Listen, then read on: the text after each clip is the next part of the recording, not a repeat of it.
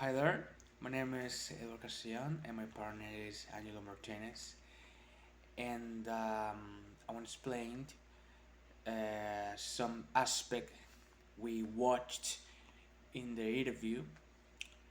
Uh, Last week we had an interview with one professor, and their students got a lot of and difficult problem to pronounce a lot of consonant sounds like th and the labidental consonant sound v.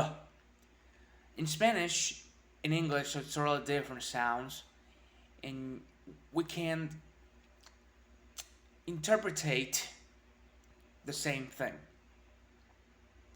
What do I mean? Well, in Spanish, the if an example Venezuela, we pronounce like labidental sound b b, but in English it's not the case. In English, where I pronounce Venezuela, it's totally different. And we saw that in the interview, and with the kids trying to pronounce any consonant sound. And that's difficult to any learner, English learner, pronounce any consonant correctly and the vowel sound.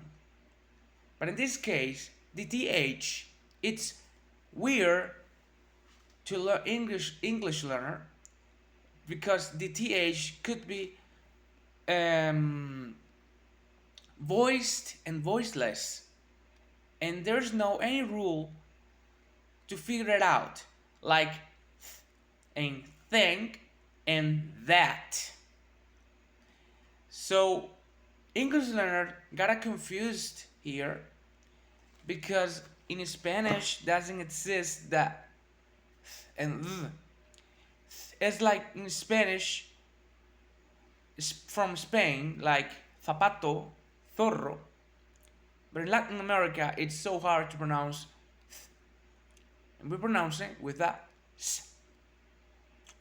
And that's a kind of confused a little here when you want to speak in English, and that's why we watch in the interview.